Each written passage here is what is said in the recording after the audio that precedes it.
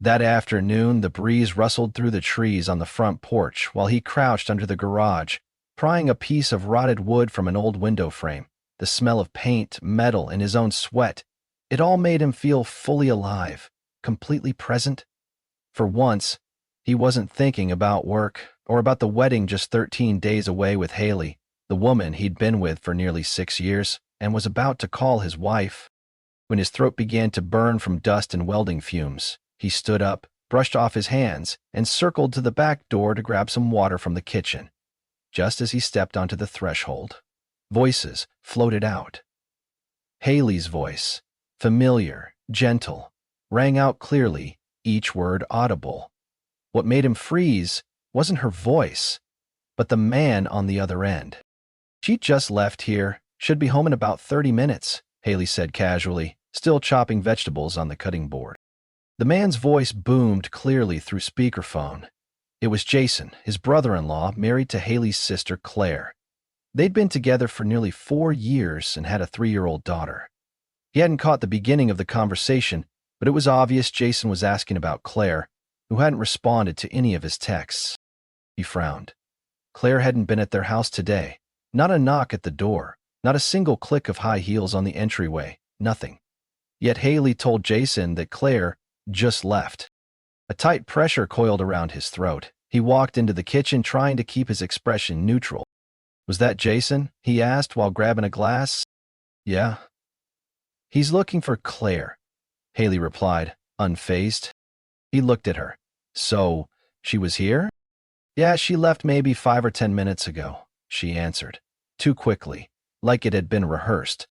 He said nothing, poured cold water from the jug, took a sip. Just as he lowered the glass, Haley glanced at her phone and began typing. He caught a glimpse. "Texting Claire?" She nodded without looking up, letting her know Jason's looking. Don't want her getting grilled if she gets home late. He couldn't describe what he felt in that moment. His stomach clenched. It wasn't jealousy or resentment, but something deeply off. Very off. If Claire had just left, why would Haley need to text her? If Jason said she hadn't replied to any messages, why would Haley assume she'd answer now? And why say about 30 minutes like she knew exactly where Claire was? He sat down at the kitchen table, staring blankly. Thoughts surged in, chaotic and tangled. Every word Haley had said began replaying like a slow-motion reel. Every line felt coated in something false, like a clean coat of paint hiding cracks beneath. Haley stood across from him, still chopping vegetables like nothing had happened. "You're not worried?" he asked, voice level. "About what?"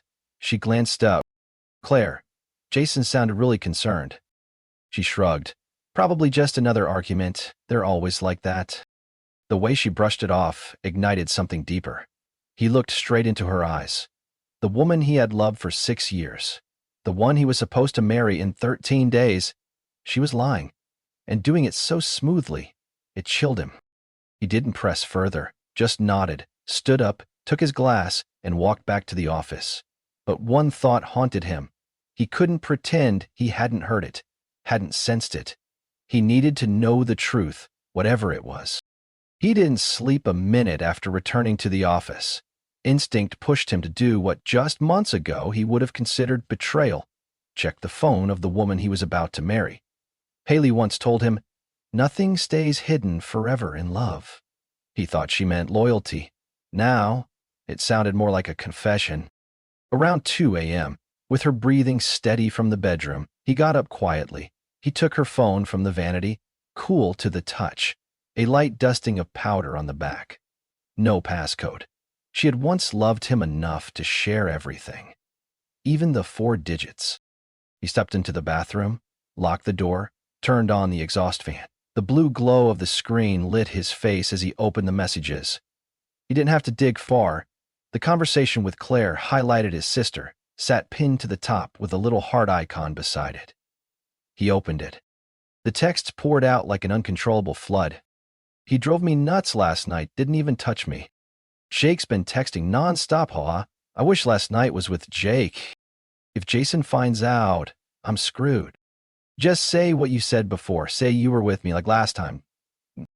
Jake's name appeared in almost every thread. between flirty emojis, blurry photos, in restaurant lighting, in cars, even hotel rooms. He scrolled, trying to stay calm, but his stomach twisted tighter. Worse was Haley's role. She didn't just know, she helped. She encouraged, strategized, covered up. Whenever Claire got nervous, Haley would reply with that same calming tone he thought was just for him. "I'll find out. As long as you say what I told you. Say you were working on wedding invites here, Jason won't check." It didn't stop there. A few messages made him grip the phone tighter. "Jason's boring and clueless. You could do way better. Jake makes you happy. Don't give up. I'll cover for you." He kept scrolling. Every line another hit to the ribs, every message another crack in what he thought was solid. He couldn't see the woman he once thought would be the mother of his children. This wasn't the woman who beamed when he proposed in Yosemite. This wasn't the one who cried when she promised to stay with him forever. He opened the photo folder, auto-saved images, Claire smiling next to a tall young man with light brown hair. That wasn't Jason. The file ran red, Jake Hotel Vegas. More photos followed. In bed, in cars, at restaurants he knew Jason had never stepped foot in. The room seemed to close in, walls pressing tight. He turned off the phone, splashed water on his face, stared into the mirror. His reflection no longer showed doubt, only one question. How could Haley be complicit? He returned the phone, watched Haley shift slightly in her sleep, peaceful. Meanwhile, he sat back down at his desk, opened his laptop, and began typing. Numb, unsure if what gripped him was rage or heartbreak. He couldn't marry her, not someone who could calmly protect a betrayal and still hold him like nothing ever happened, not someone who could send, "I'll keep it secret" while planning a future with him. He saved the entire message thread, emailed it to himself, attached a few key photos as backup. If Claire could betray Jason, and Haley could protect that like it was sacred, what stopped them from turning on him too?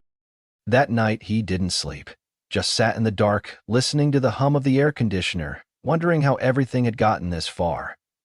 13 days before the wedding, he finally saw the truth. The woman beside him was a stranger. Worse, maybe she always had been. I left the house at first light, carrying a light backpack with just my laptop, a few changes of clothes, and the wedding documents we had spent nearly 3 months preparing. The early sun streamed through the windshield, but it couldn't warm the chaos in my mind. On the dashboard was a handwritten draft of my vows, now smudged from the tears I didn't realize I'd cried as I'd fallen asleep at my desk the night before. The car moved without a destination. I just kept driving to keep my body moving while my head spun. At every red light, those messages reappeared like they were etched into my retinas. The calculated words, the casual complicity exchanged like it was routine. I once believed Haley was kind to her core, and yet she had done the opposite, quietly helping destroy another family. Part of me wanted to believe Claire had manipulated her, but another part said, no one helps hide betrayal unless there's already space inside them for cruelty. I parked at a small lot by Everside Lake. The air was damp and cold, filled with the scent of decaying grass and murky water. I called Kevin, my best friend from college, now working at an architecture firm 3 hours away. He didn't ask why I was calling so early. He just said, "Maverick, what's going on?" I hesitated a few seconds before saying the words I never thought I'd have to say. I'm not marrying Haley. No awkward laughter, no forced surprise. Kevin just sighed, like he had already sensed something. Do you have a place to go? I stayed silent. Come to my place. The guest room's empty. No one will bother you there. It was more than 160 miles to Kevin's, but after that call, each rotation of the tires felt lighter. I needed space to think, to escape the walls closing in on every feeling. That afternoon, I sat in a bright room, behind me the bare hills of Stockton's outskirts. Kevin handed me a can of Drew Pepper and gave me silence. No one needed to say much. I opened my laptop and pulled up the wedding budget. Total expenses, nearly $58,000. About $38,000 came from my family, the rest from Haley and her parents. That didn't include flights, gifts, or the already booked hotel. Most of it was non-refundable. I opened another tab, drafted emails to the restaurant, event company, florist, and honeymoon hotel in Carmel. In the cancellation reason box, I typed simply, personal change of plans. No blame. No explanation. Every click felt like a drop of blood draining from my chest. That was the price of ending what we once thought would be the beginning of forever. My phone buzzed. A message from Haley. "Where did you go? I woke up and the bed was empty, the car's gone. I'm really worried." I locked the screen. Not out of anger, just not calm enough to respond. A second message came minutes later. "If this is about Claire, I'm sorry. I didn't know what else to do. I thought I was protecting the family." Protecting? That word echoed in my head like a hammer. Protecting? By hiding betrayal? By letting a child grow up in a household warped by lies? I opened my notes app and typed one line. Morality isn't something you pick based on who you love. I could forgive Haley if she had wronged me. I could even understand if she had lied out of fear. But I couldn't spend my life with someone who could calmly defend blatant deceit and call it keeping the peace. That night, while Kevin was out, I sat alone with the old draft of my wedding vows. I crossed out the first line. "You're the only one who made me believe love can conquer all." I replaced it with, "Love is never a reason to trample decency." I folded the paper and tucked it into a drawer. It was time to tell Haley the truth, and say it with finality. I didn't need another explanation. The only thing I still held on to was self-respect, and the one thing I wouldn't trade was peace of mind. I arrived at Marty's house late Tuesday afternoon. He had just picked up his daughter from daycare. She sat in the living room playing with wooden blocks, her chubby face angelic and unaware her mother was living a double life. Marty greeted me with a handshake tighter than usual. I looked into his eyes. Something there had already cracked but hadn't yet collapsed. A kind of waiting for answers, waiting for truth. We sat at the kitchen table. I didn't beat around the bush. "I have proof Claire is cheating," I said, my voice hoarse like it had been dragged through sand. Marty didn't flinch, but the hand on the table clenched slightly. I opened my laptop, pulling up the photo album saved from Haley's phone. First, screenshots of messages between Haley and Claire. Scheming, deceitful, even mocking Jason for being dull. Then photos of Claire with a stranger in a car, at restaurants, outside hotel rooms. His name? Jake. He calls him Jake, but I doubt that's his real name, I said. "What do you want to do?" Marty stared at the screen for a few seconds, then looked up. "I want to know everything. Where they meet, what they do. I want to see it with my own eyes." I nodded, not out of revenge, but because a father like Marty deserved to know who was dismantling his home. I proposed setting up surveillance. My work in insurance fraud investigations made me familiar with evidence collection. I contacted an old colleague, Tucker, now in private security.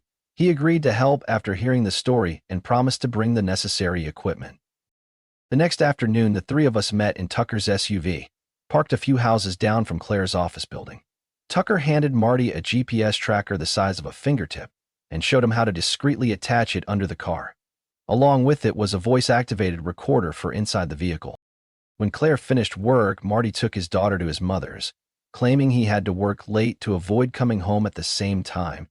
That evening, according to the tracker, Claire's car headed toward the next town and stopped at a shopping center bar called Timberline. "You want to see for yourself?" I asked, eyes on the screen. Marty paused, then slowly nodded. We parked a block away. From a distance, I saw Claire walk into Timberline with a young man. Light brown hair, tall, slightly awkward walk. No doubt, it was Jake. Tucker zoomed in with a long lens and snapped photos of them arm in arm, laughing with friends. One of them was a co-worker I recognized from a recent wedding, one of Haley's friends. They were helping Claire hide everything. Tonight and all the months before? Marty sat in silence, eyes fixed on the screen. I put a hand on his shoulder. "You have every right to be angry. Just don't let it consume you." He didn't respond. I turned to Tucker. "Let me know if the recorder picks up anything." The next morning, Tucker sent over a clip. Claire's voice came through clearly. "I'll say I was at Haley's, like always. Jason never suspects a thing. It chilled me. That casual tone showed Claire wasn't just unfaithful, she treated lying like a reflex. I sent all the photos and audio to Marty. He sat silently in his living room, daughter asleep in the next room. No one spoke for nearly 10 minutes. Then he looked up. You've helped me more than I ever thought I could ask. But from here on, I need to handle this myself. I understood. Some wounds others can help expose, but only you can stitch shut. I shook Marty's hand before leaving, reminding him, if it gets out of hand, I'm just one call away. On the way back, his phone buzzed. A message from Haley lit up the screen. You went to see Marty, didn't you? No greeting, no explanation. Just a question, cold as winter wind slipping down the back of his collar. He didn't reply. He powered off the phone, letting it sink into silence, just like whatever was left between them. Timberline Lounge buzzed like every Friday night, colored lights sweeping across cocktail tables as if trying to conceal conversations that shouldn't be heard. He walked in, scanning the crowd casually for the group Tucker had described. A blonde woman with soft curls in a jade-green dress, and a tall man beside her whose eyes never left her. Evelyn. He moved to the bar, ordered a bourbon on the rocks, and stood about 6 tables away, close enough to watch without drawing attention. The guy, Jake, grinned constantly, hand grazing Evelyn's back each time she leaned in. Evelyn's response was familiar. Sweet smiles, tilted head, feigned shyness. He'd seen Haley do the exact same thing on their early dates.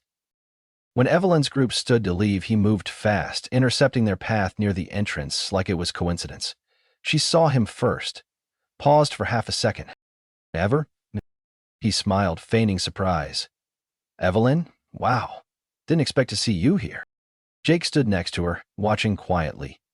Evelyn kept her composure. Oh, we're just out celebrating a coworker's birthday. Nice. Haley didn't mention anything. He glanced at Jake. Hey man, I'm Maverick. Haley's ex-fiancé. Jake shook his hand. Brandon. Fake name. Obvious. His handshake was soft, slightly trembling. He looked around. You guys heading out? Evelyn nodded quickly. Yeah, I'm driving. Well, drive safe, catch you later. He stepped back to the bar, pretending to sip his drink. When they exited, Tucker was waiting in the car outside, camera and tracker in hand. He tailed Evelyn's car toward the suburbs of South Bay. That night, Marty wasn't home. He dropped his daughter at his mother's earlier and told Evelyn he had a night shift at school. All of it was staged. When Tucker confirmed Evelyn's car had arrived at Marty's house and a gray sedan with no commercial plates had parked in the driveway, he texted Marty, "You're there. Time to go." About 30 minutes later, he received a message. "You got time? I need backup." He drove toward Marty's. He wasn't feeling fear or anger exactly. It felt more like stepping into a fight where every outcome guaranteed blood. Win or lose. The door was ajar when he arrived. Marty sat in the living room, sleeves rolled, one hand holding a recording phone. The light was just enough to clearly see Evelyn in the kitchen doorway and Jake, or rather Brandon, slowly backing toward the rear exit. "Don't move," Marty said. His tone wasn't loud but carried more force than any shouting. "Maverick has something for you to see." He held out his phone. On the screen, texts between Evelyn and Haley, strings of rendezvous, cover stories, and details where Claire, Evelyn's alias in the messages, wrote that he's not worth saying no to, Jake. Evelyn lunged, snatching the phone. Her face drained of color. She turned to Marty. "You read my sister's messages?" "No," he answered for him. "I did, then I sent them to Marty, because no one deserves to be treated the way you two are treating him." Jake stepped in. "This is a private matter between husband and wife. I didn't know anything." "Does your wife know?" Marty asked, holding up a printed Facebook profile. Brandon C. Hayes. Married since 2018. One son, 2 years old. The room thickened. Jake froze. Evelyn screamed. "You spied on me? You've been following me?" "No," Marty said, voice sinking lower. I reclaimed my dignity. Evelyn grabbed her purse. "I'm calling a lawyer. This is an invasion of privacy." He stepped to the door, blocking Jake. You should leave, unless you want me to send that recording to your wife. Jake looked between him and Marty, said nothing, and backed out to his car. Evelyn still stood, face flushed, eyes wild. Marty didn't meet her gaze. He simply said, I'll call a lawyer tomorrow. Go to your parents' house. From now on, I'll raise our daughter on my own. The door slammed behind her, leaving behind an unfamiliar silence. Not quite relief. More like the sound of a snapped cord no longer pulled taut between two people. He sat beside Marty. No words were exchanged. Marty poured a glass of water and handed it over. He nodded. No thanks needed. In moments like these, fewer words spoke louder. He returned to the two-story house at the end of Monroe Street late Saturday night. The living room lights were still on, as if everything inside was normal. Evelyn's cream-colored SUV sat in the driveway like a warning sign. He didn't go in right away. He stood on the porch, inhaled deeply, reminding himself that what he was about to say couldn't be taken back. Not for tears, not for weakness. When he opened the door, lavender-scented candles hit his nose. Sarah sat at the dining table, eyes red and swollen. Beside her, Evelyn sat with arms crossed, staring like she was presiding over a trial. "Where were you all day?" Sarah asked, her voice rasped. He didn't answer immediately. He set his keys down, walked into the middle of the living room facing both of them. "We're not getting married." Sarah jumped up. "What did you just say?" Evelyn scoffed. "Oh, is this another empty threat?" He ignored her. "I'm serious, the wedding's canceled. I've told the planner, refunded the flights, and called my family this morning." Sarah stepped back, shaking. "Maverick, please. You can't decide this just because of Claire." "It's not about Claire, it's about you," he said firmly. "You protected a cheater. You covered lies like they were normal." Evelyn stood up. "You have no right to talk about me like that. What happens between Jason and me is private." "No," he interrupted, voice cold as a December gust. "When you got Haley to lie, when you made her an accomplice in your deception, it stopped being private." Evelyn lunged, eyes wild. "You think you're some righteous hero? You hypocrite!" He sidestepped just as her nails grazed his face, burning the skin. She kept swinging, grabbing his collar and screaming, "You ruined everything. You're gone." Sarah jumped up, trying to pull her back, but Evelyn was too strong. Rage had awakened something feral. He pushed Evelyn's arm away, not forcefully, but enough to make her stumble. A wooden chair toppled to the floor with a loud thud. He pulled out his phone. "I'll call the police. If you want to fight, go ahead." Evelyn panted, eyes red, but still didn't retreat. Sarah grabbed her arm. "Stop, please. Evelyn, don't make this worse." He dialed 911. "Monroe neighborhood, number 1792. I've just been attacked in my home. The person is still here. She could be dangerous." Sarah looked at him, frozen. "What are you doing?" "I'm protecting myself," I replied, "and making sure no one thinks this ends with a simple sorry." Evelyn bolted for the back door. I had locked it that morning. She banged on it, cursing, then turned and lunged at me again. This time, I held my ground and pushed her back hard enough to land on a chair. Sarah rushed in between us, her face soaked with tears. The police sirens came less than 5 minutes later. 2 officers entered the house, one older, his expression unreadable, and the other younger, eyes scanning every detail on the floor. "I'm the one who called. She attacked me twice," I said, holding up the phone that had been recording. Evelyn screamed, "He's making this up." I was provoked. The younger officer kept calm, asked if I had evidence. I opened the recording and scrubbed to the part where her voice screeched, "You ruined everything, you piece of trash," followed by the sound of a clear scuffle. Sarah stood silent, no longer defending her. Not long after, Evelyn was in handcuffs. She kicked, shouted, "I'll sue all of you. I'll—" The sound of the police car doors slamming felt like the end of a chaotic song. Sarah collapsed onto the floor, pale as a sheet. "I didn't cover for Evelyn because I hated you," she whispered. "I just didn't want to lose her. She's all I have left." "You could lose more than that," I said coldly. "The wedding's over, but more than that. Starting today, you need to learn how to take responsibility for your choices." I stepped out onto the porch. The night had fallen completely. The officers drove off with Evelyn, farther and farther away. In my hand, the phone still recorded. I paused, then deleted the file. No need to keep it. Everything I needed to remember was already engraved in my mind. I sat at the kitchen table, hands wrapped around a cold cup of coffee, the pendant light above casting a soft shadow on the tiled floor. The house, after the storm, was eerily quiet. Sarah wasn't crying anymore. She didn't chase me for an explanation or to plead her case. She had been in the bedroom since the police left. I didn't try to call her, didn't try to console her. There was no reason to lie or smooth anything over now. Sometime past 9, the bedroom door creaked open. Sarah stepped out, holding a thick stack of papers tied with a thin thread. She didn't look at me as she sat in the chair across the table. Her face was pale, makeup-free, eyes puffy but dry. "I wrote this since early this morning," she said, placing the stack on the table. "You don't have to read it all now, but if you still care, this is the part I never dared to say." I nodded without a word. She pulled out the first page, her voice trembling like curtains in a breeze. "Evelyn is 6 years older than me. Growing up, she was the only one I trusted. Our parents were always working. No one ever asked what I ate or who I played with. She was my whole world. When she told me something, I obeyed like it was law, as if not doing it meant I'd be abandoned." She paused, eyes fixed on the coffee cup in front of me as if talking to it instead of me.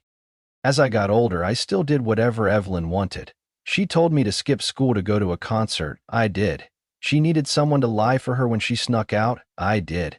She loved someone. I supported her. She hated someone. I followed suit. That's how I lived, like a shadow, never forming my own thoughts." I slowly set the cup down. Her voice no longer carried anger or despair, just long overdue fatigue. "When I met you," she continued, "I thought maybe I could finally choose something for myself. You were kind, patient, always listened. But I was never truly myself. I didn't even know what myself was. I only knew how to make you happy, to go along, to avoid conflict like I had since childhood." That sentence made me lean back in my chair. For 6 years, I'd loved a woman who always smiled, always gentle, always agreeable, but never once pushed back, never once challenged me. I used to think I was lucky. Now I saw it clearly. It had been a shell. She flipped through more pages and kept reading. "When Evelyn started cheating, I didn't support it. But she cried in front of me. Said if it got out, her family would fall apart. Said I was the only one she trusted. So I gave in. Again, I let myself be the cushion for someone else's wrongdoing." She stopped, finally meeting my gaze. "I was wrong not to tell you sooner. I was wrong to put blind loyalty above what's right. But I never hated you. I never wanted to betray you. I just didn't know how to say no to Evelyn. Like every other time in my life." I swallowed hard. Something deep inside me turned over. Something I hadn't wanted to face. "You used to ask me," she said softly, "why I never reacted when you canceled plans or spoke harshly. It wasn't because I was easygoing. It was because I was scared. Scared that if I didn't stay agreeable, you'd leave. Like everyone else had." Silence settled. The wall clock ticked like it was mocking us. I picked up the stack, didn't open it, just ran my fingers over the cover. "How long have you lived under that fear?" I asked, not bitter, not blaming. "Almost 30 years, she whispered. "But these last few days, I realized the scariest thing isn't being left behind. It's never living a single day as your real self." I stood, walked to the window. The sky was just beginning to lighten, rooftops gradually reappearing in the haze. I couldn't erase what had happened. Couldn't forgive Evelyn. Couldn't immediately forgive Haley. But I also couldn't deny the truth staring me in the face. The woman I once loved had never been allowed to truly be herself. When I turned around, Sarah was still sitting, hugging one arm close, fragile, conflicted, but no longer hiding. I didn't say she was to blame. Didn't say I forgave her. I only said one thing. We both need to heal, but we can't do that together, not right now. As the bedroom door closed behind her, I opened my laptop and started clearing out wedding folders, invites, planning docs, spreadsheets. I just needed to wipe it all, to quiet my mind. But when I opened the browser history, I froze. A strange search appeared in the bar. Bimbo wife Mandy Instagram. I would never use a phrase like that. I typed it in. It led directly to an Instagram page of a striking blonde woman, barely dressed, each photo tagged with tens of thousands of likes. The name Mandy was everywhere, paired with lipstick emojis and provocative captions. I frowned. This computer had always been used solely for work and personal files, never this kind of content. As I scrolled, I found a series of old messages sent from a logged-in Instagram account. Unfamiliar layout, but the name shown was Maverick_Richards. My heart skipped. The messages to Mandy weren't just compliments. They were flirtatious, laced with sultry gifts and suggestive language. Nothing overly explicit, but enough that anyone who saw them would think I'd been hitting on a married woman. A sound behind me. Sarah was standing in the doorway. Who knows how long she'd been there, her eyes burning with anger. "You're still messaging that woman?" She pointed at the screen. I looked at her, trying to stay calm. I had no idea that account existed. "Oh, really? Who created it then? A ghost?" I took a deep breath. There's only one other person who's ever used this computer. The next morning, I video called Carl. He lived in Denver, 9 years older than me, an IT specialist, rarely visited outside of holidays. But last Christmas, he and his family stayed at my place for almost a full week. Carl appeared on the screen wearing a gray hoodie, holding a mug of coffee. "Hey Maverick, how's everything?" I didn't waste time. "Did you use my computer to log into a burner Instagram account?" He froze. His face twitched like someone had just yanked a nerve. "Why are you asking me that?" "The account name is Maverick_Richards. There's login history from my machine. Messages were sent to someone named Mandy." Carl set his mug down and walked off screen for a few seconds. When he returned, he removed his headphones and looked straight at me. "Yeah, I did, but it was just once. A few dumb messages. Nothing serious." My hand clenched under the table. "Sarah saw them. She thinks it was me." Carl shook his head. "Damn, you've got to explain to her." "You mean explain why you sent those messages from my computer under my name to my fiancée? Tell her your computer got hacked or something. Sarah's smart, she'll get it." I sighed. "She's already drowning in chaos, Carl. She doesn't believe in anything right now. She just got humiliated over Evelyn, and now you've shoved her into a pit of suspicion. She doesn't know who to trust anymore."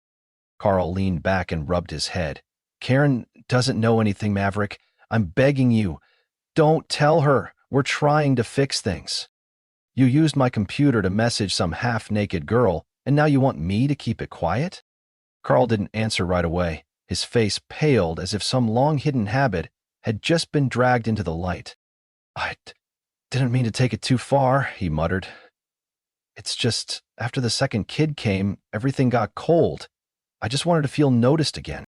I stood up from my chair and turned my back to the screen, trying to contain the wave of disappointment flooding over me. The man I used to idolize growing up was now just a guy playing reckless games behind his wife's back. Ugh.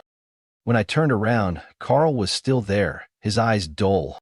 "You need to tell Karen," I said firmly. "At least so she knows the truth if this all blows up. I'm not taking the fall for this." Carl stayed silent for a long time, then nodded slowly. "I'll tell her tonight." I ended the call, still feeling off. Sarah wasn't in the living room. She had left earlier that morning, leaving behind a short note on the table. "I need time to process this. Don't call me." I stared at those words, thinking about the brother I once admired, the woman I once loved, and the warped truth I now stood between. Some battles have no winners. Ugh. Only people forced to accept they once placed their trust in the wrong hands. That afternoon, we gathered around the walnut dining table, one Sarah had once excitedly bought off Facebook Marketplace because it's big enough for both families on Thanksgiving. Back then, she smiled like the future was already carved in stone. Now, 6 people sat in silence, unable to force even a half smile. To my left were my parents, Everett and Linda, both dressed formally, like attending a serious meeting. Sarah sat across from me, flanked by her parents, Daniel and Marcia. On the table were 3 thick folders, wedding expenses, the house contract, and the pending event planning agreement. No cookies, no tea, just silence stretched thin like wire. I began. I've decided not to go through with this wedding. Daniel leaned back, voice heavy. Do you realize how much we've already spent? I nodded. I do. And I'm not walking away from responsibility. I'll cover half the sunk costs. Linda, my mother, spoke next. They're both adults. If the marriage is starting without a foundation of honesty, forcing it will only lead to a mess later. Sarah clenched her hands in her lap. So, you're just walking away? After all these years? I looked directly at her. I'm choosing conscience. I'm choosing trust. Not walking down the aisle just because it feels too late to turn around. Marcia leaned towards Sarah, about to say something, but Sarah stood up first. I don't accept this. That house is mine too. I'm not leaving. I leaned back, staying calm. We can discuss that, but the marriage? There's nothing left to discuss. A flicker of uncertainty passed over Sarah's parents. I pulled the property file toward them. The house is under my name, but Sarah contributed $18,000 toward the down payment. I'll return that, plus a support fund so she can find a new place within 30 days. Sarah gave a dry laugh. You're kicking me out of a house I helped build like I'm some stranger? No one wanted it to end like this. But we can't live in a fantasy, I said quietly. Especially not with someone who's lost all my trust. My parents exchanged glances but remained silent. Across from us, Daniel's voice sharpened. We won't let our daughter be treated like garbage. Linda folded her hands and answered calmly, no one's treating her like garbage. He's stopping this before it turns into something no one can fix. No shouting, no drinks flung, just silence, heavy as stone. After nearly 2 hours, we reached a temporary agreement. I'd cover half the wedding losses, repay the house deposit, and Sarah would have the right to stay 30 days to make arrangements. But she refused to commit to leaving. A week passed. Sarah still got up early to make breakfast, still went to work on time, still folded our laundry together like before. But we lived like ghosts in the same space. We ate at opposite ends of the table, spoke only when necessary, mostly about bills or canceling appointments. Sarah no longer cried, but her eyes lost their light. She didn't beg anymore. But every glance asked the same silent question. Are you sure? Some nights, I heard her open the living room door, stand there for a few minutes, then quietly return. Other nights, I'd wait to see her sitting in the dark as if searching for something that no longer existed. I didn't hate Sarah. Not at all. I still loved her in the way people love someone who once meant everything. But between love and marriage lies a chasm. Without a bridge made of transparency and integrity, all vows are just vines clinging to emptiness. One night, she left a note on the kitchen counter. Leave earlier than planned, maybe next week. Thank you for not throwing me out like a stranger. I really did dream of this house once, with all my heart. I folded the note and placed it in the drawer. I didn't burn it. Didn't tear it. Just kept it as a record of something that almost happened, but never did. Maverick once believed love alone could build a lasting marriage, until the truth forced him to choose between emotion and principle. He didn't just walk away from a wedding, but faced the pain of realizing the woman he loved had never truly been herself. Though feelings remained, Maverick stood firm to protect his self-respect and clarity. In a world full of compromise, he chose to step back, not out of weakness, but because no love is worth the cost of losing yourself. Do you think Maverick made the right decision? Can love survive once trust is broken? Share your thoughts in the comments below, and don't forget to follow the channel for more powerful stories about family and life choices.